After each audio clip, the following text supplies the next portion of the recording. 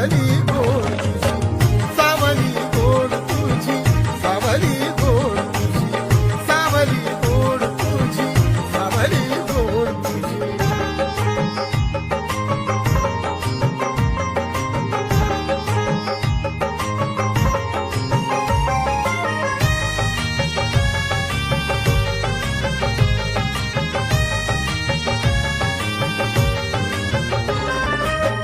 तुझ्या छायेच्या आणि मायेच्या पंखाखाली तिथे गौतम सख्याला ज्ञान प्राप्ती झाली.